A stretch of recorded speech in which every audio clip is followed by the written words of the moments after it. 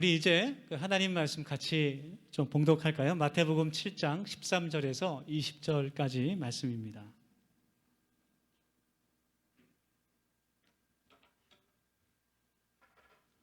오늘 하나님께서 우리에게 주시는 말씀 마태복음 7장 13절에서 20절까지의 말씀을 한 절씩 교독하고 마지막 절은 함께 우리 읽겠습니다. 제가 먼저 13절의 말씀을 읽겠습니다. 좁은 문으로 들어가라. 멸망으로 인도하는 문은 크고 그 길이 넓어 그리로 들어가는 자가 많고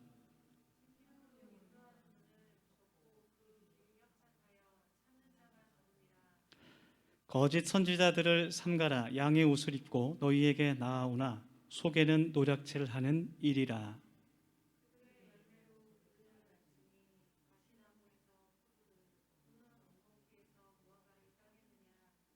우리 크게 다 같이 읽으시기 바랍니다. 이와 같이 좋은 나무마다 아름다운 열매를 맺고 못된 나무가 나쁜 열매를 맺나니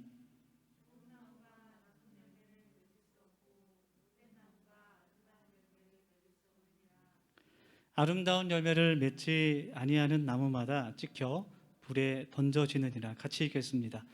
이러므로 그들의 열매로 그들을 알리라. 아멘. 네.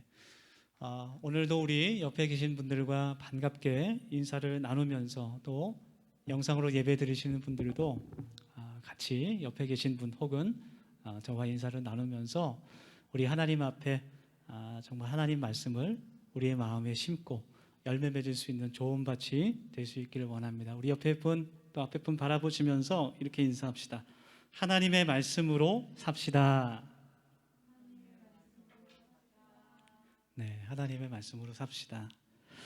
하나님을 믿는 우리들이 하나님의 말씀으로 살아간다는 것은 하나님의 말씀이 우리들의 삶의 기준이 된다는 것을 의미합니다. 하나님의 말씀이 진리인 것을 내가 깨닫고 그 하나님의 진리가 내 삶 가운데서 실천되어지는 것이 바로 하나님을 믿는 사람들입니다. 다르게 말하면 하나님을 믿는다는 것은 하나님의 말씀을 통해서 나의 삶이 어제와는 다르게, 이전과는 다르게 변화한다는 것을 뜻하는 것입니다. 그래서 하나님을 믿는 믿음은 단지 내가 하나님의 존재를 인정하는 것에서 더 넘어가서 하나님의 말씀들이 나의 삶의 기준이 되고 나의 삶의 목적이 되는 것을 뜻하는 거예요. 얼마 전에 실천신학대학교 대학원에서 설문조사를 했었습니다. 21세기 교회연구소 또 한국교회탐구센터 목회데이터 연구소와 같이 공동으로 교회 청년들 만 19세에서 만 39세까지의 남녀 기독교, 개신교 성도들 700명을 대상으로 사회인식과 교회인식에 대한 설문조사를 실시했어요.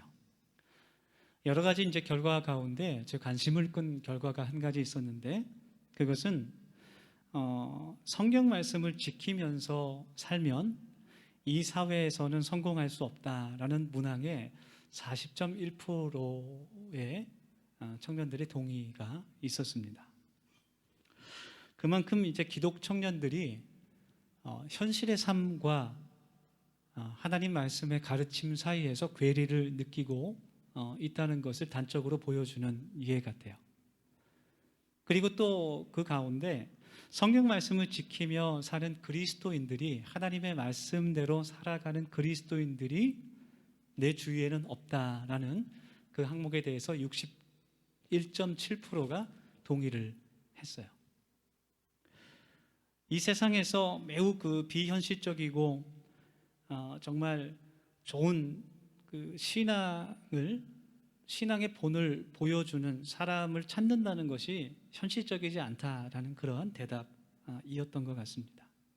그래서 하나님의 말씀대로 산다는 것이 어떻게 보면 지혜롭지 못하고 이 세상을 잘 모르는 현실적이지 않은 것처럼 생각하는 그런 기독 청년들이 많다는 것을 의미하는 것 같아요. 그래서 우리 더세움 공동체의 청년들도 어쩌면 좀 비슷한 생각을 할 수도 있지 않을까 그런 생각이 들게 됐습니다.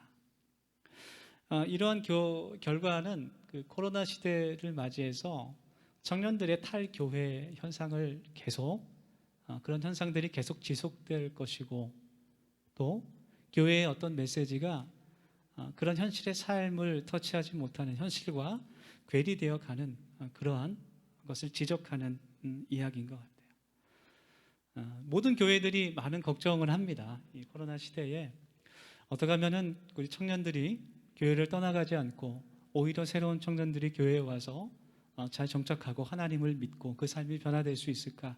많은 교회들이 하는 고민인 것 같습니다. 여러분, 정말로 하나님의 말씀을 따라 내가 살면, 하나님의 말씀을 순종하면서 내가 살면 세상에서 내가 낙오자가 되고 실패하는 인생을 살게 되는 걸까? 이제 그러한 궁금증이 들 수 있을 것 같아요. 충분히. 그래서 오늘 하나님의 말씀을 같이 나누면서 그 말씀 속에서 우리 답을 찾아갈 수 있기를 원합니다.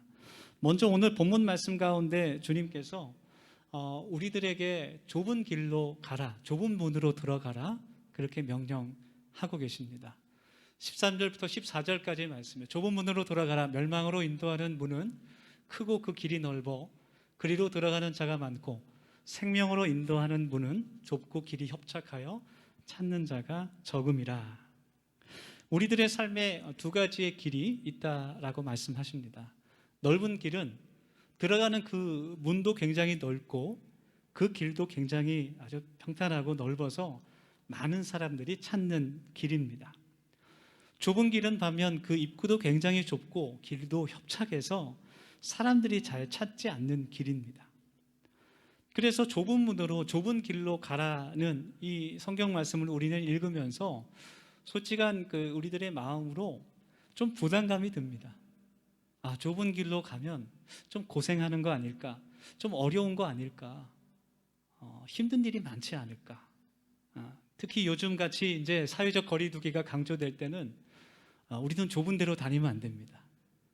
충분히 2m 이상 거리가 유지될 수 있는 넓은 길로 다녀야 안전하죠. 사람들이 좁은 길을 좋아하지 않습니다.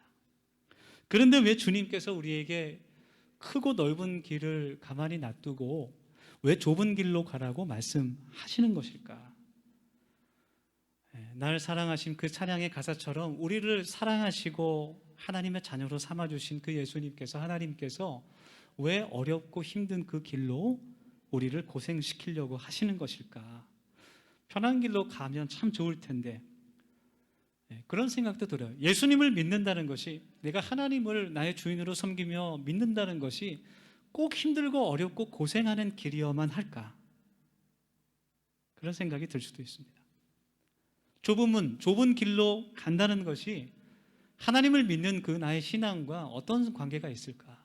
그런 생각이 들기도 합니다. 여러분, 좁은 길로 간다는 것, 좁은 문으로 통과한다는 것은 우선적으로 하나님을 믿는 믿음으로 그 하나님의 말씀에 순종하는 삶을 뜻하는 거예요. 그리고 그 길의 끝에 하나님의 영원한 생명이 있다는 것을 믿는 것입니다. 그래서 하나님을 믿는다는 것, 진실한 그리스도인이 된다는 것은 바로 하나님의 말씀을 순종하는 것을 뜻하고, 또 때때로 우리에게 고난을 의미하고 희생을 의미하기도 합니다. 그래서 많은 사람들이 그 길을 선택하지 않죠.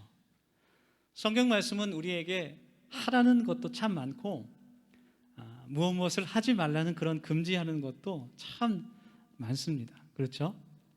네. 그러나 그 모든 것의 그 진정한 의미는, 그 깊은 의미는 좁은 문, 좁은 길이 우리를 어렵게만 하는 것이 아니라 그 진정한 그 깊은 의미는 바로 우리를 향한 하나님의 사랑입니다. 하나님의 축복입니다.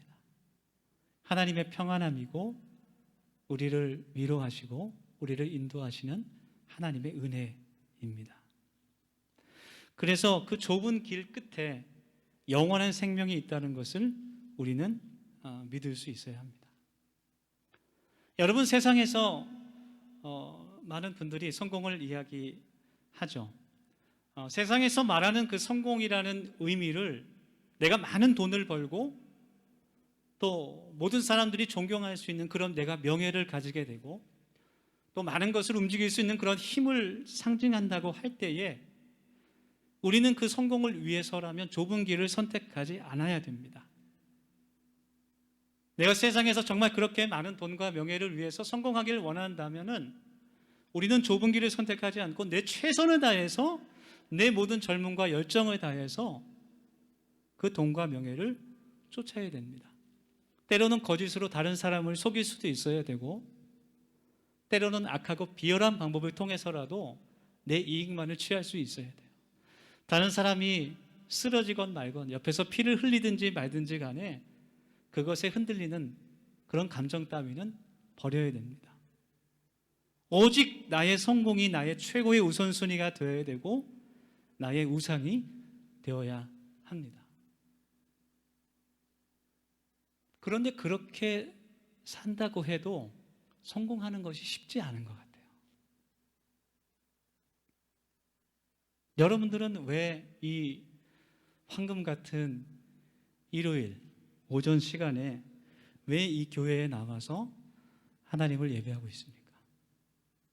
우리 쇠리더 대답해 보세요. 왜 이 시간, 이 황금 같은 시간에 정말 내가 주말 아르바이트를 해서 조금 더 돈을 벌 수도 있는 시간이고 또 내 건강을 위해서 휴식을 취할 수도 있는 그러한 시간이고 또 자기 개발을 위해서 공부를 할 수도 있는 그러한 이 귀한 시간인데 왜 이 시간 이 교회에 와서 여러분들 또 영상을 통해서 예배 드리면서 왜 여러분들 좁은 길을 걸어가고 있습니까? 하나님을 믿기 때문이죠. 하나님의 말씀이 진리인 것을 믿고 하나님의 심판이 있다는 것을 믿기 때문입니다.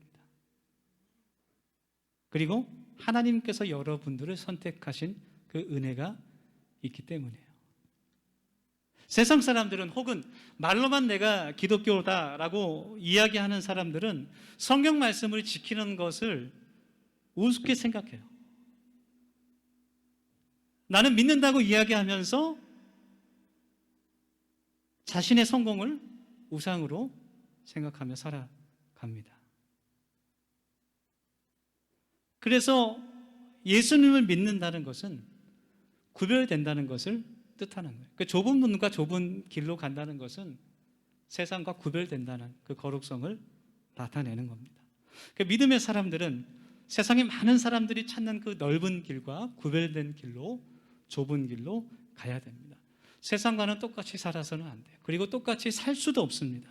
살아계신 하나님께서 그 성령으로 그 사람을 인도하시기 때문에 하나님께서 그 사람을 그냥 내버려 두지 않으십니다. 하나님의 말씀을 따르는 좁은 길은 여러분 세상에서의 성공을 보장하지 않아요. 그것이 사실입니다. 그러나 하나님 나라에서의 성공은 보장합니다.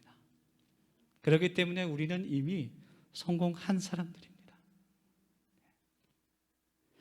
또한 하나님의 말씀을 따르는 길이 우리에게 유익한 것은 우리를 단련시키고 우리를 연단시키는 하나님의 은혜가 될 수 있기 때문이에요. 그 길은 그냥 단지 의미 없는 고생이 아닙니다.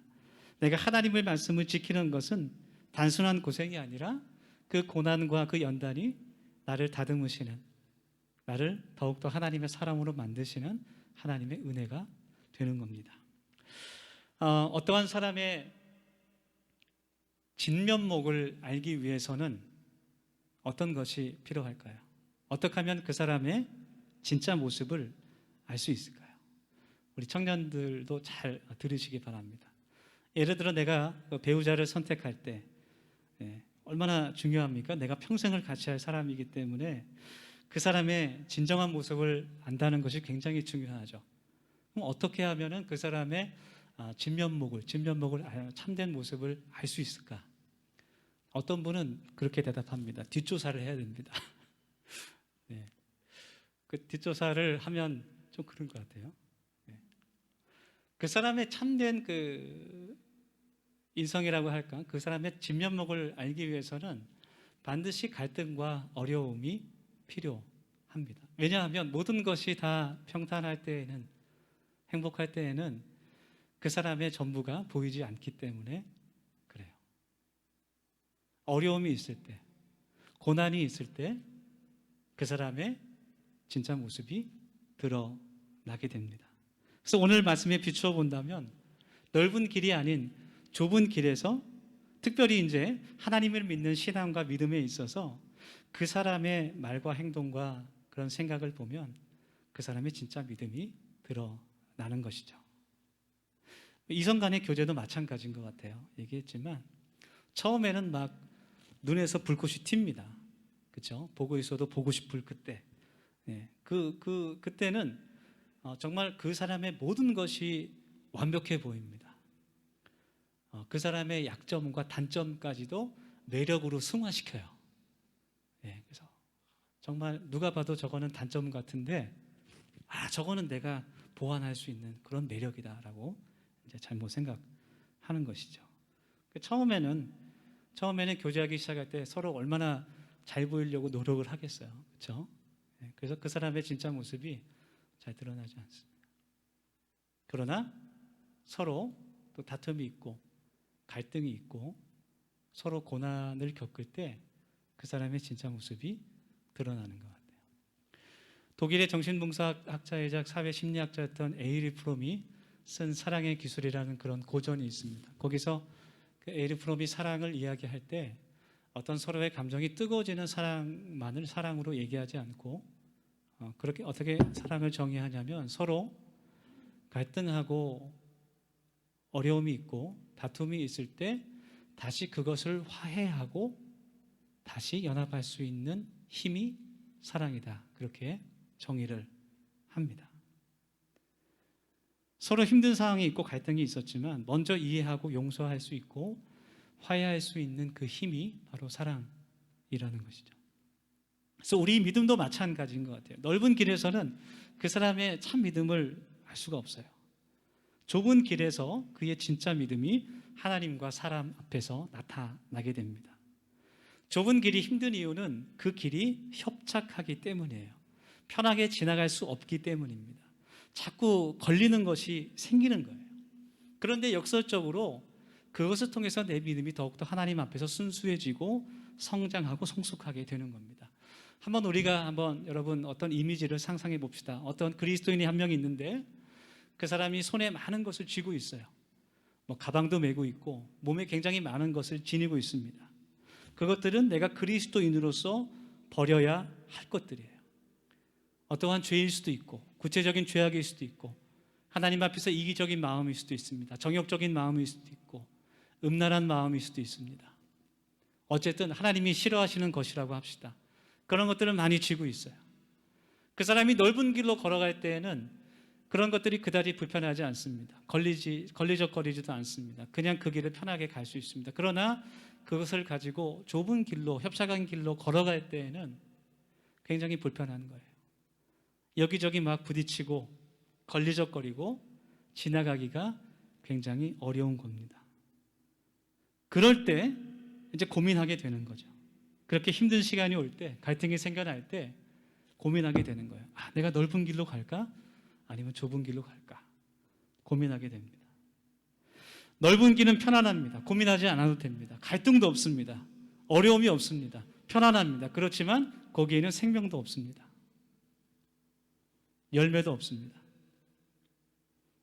내가 계속해서 좁은 길로 가고자 할 때는, 넓은 길이 아닌 그 좁은 길로 내가 가고자 할 때는 주님의 말씀을 실제로 내가 삶에서 따르려고 할 때는 고난과 갈등과 희생이 있을 수 있지만 내가 버려야 될 그것들을 하나하나 내려놓을 수 있게 되는 거예요. 그래서 마치 식물을 키울 때 가지치기를 하는 것과 비슷합니다. 식물을 가지치기 할 때 전문가들이 그런 이야기를 많이 해요. 처음 식물을 키우시는 분들이 가지치기를 할 때 흔히 하는 실수가 썩어서 막 색깔이 변하고 시들고 보기에 안 좋은 것을 잘라내는 것을 가지치기라고 생각하고 그렇게 한다는 거예요. 그렇지만 가지치기는 그 시들고 죽고 병든 것만을 잘라내는 것이 가지치기가 아니라 아주 건강하고 보기 좋고 때로는 열매까지도 잘라내는 것이 가지치기라고 합니다. 작년 여름에 사과나무를 하나 샀어요. 저쪽 테라스에 심겨져 있는데 지금은 열매가 다 떨어졌지만 사모님과 같이 가서 샀습니다. 사과나무를 살 때 그 주인이, 농장 주인이 가지치기를 설명을 합니다. 그러면서 저렇게 작게 달린 열매를 자르라는 거예요.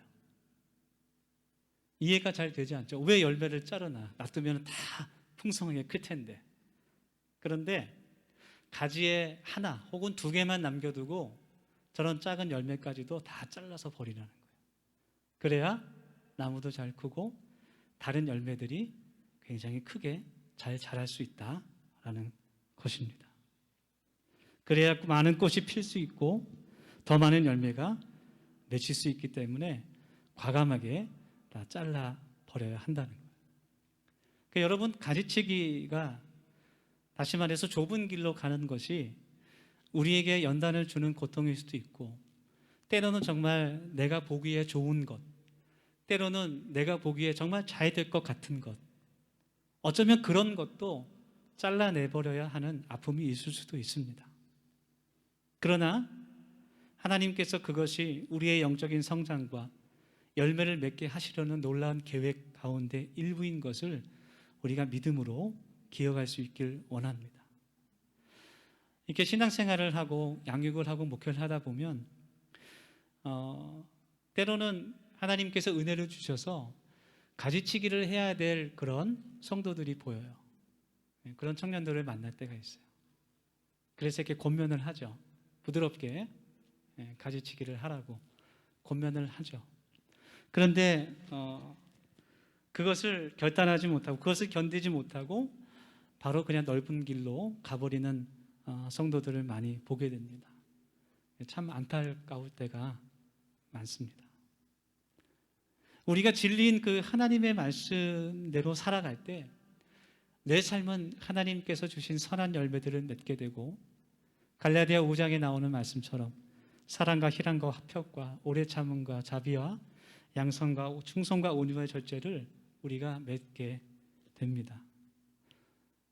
그래서 정말 자신이 결단하고 아픔이 있지만 그렇게 가지치기를 하는 그런 청년들을 볼 때 하나님의 열매가 맺혀지는 것을 보게 돼요. 참 하나님께 감사하게 되고, 사도 바울이 자신이 선교했던 그 교회들의 성도들에게 편지를 보내면서 너희들은 나의 자랑이요 나의 면류관이다, 그렇게 고백했던 것처럼 참 여러분 한 사람 한 사람이 저의 면류관이고 자랑이 되는 줄 믿습니다. 오늘 우리가 말씀을 읽은 대로 하나님께서는 우리들을 열매로 판단하실 것입니다.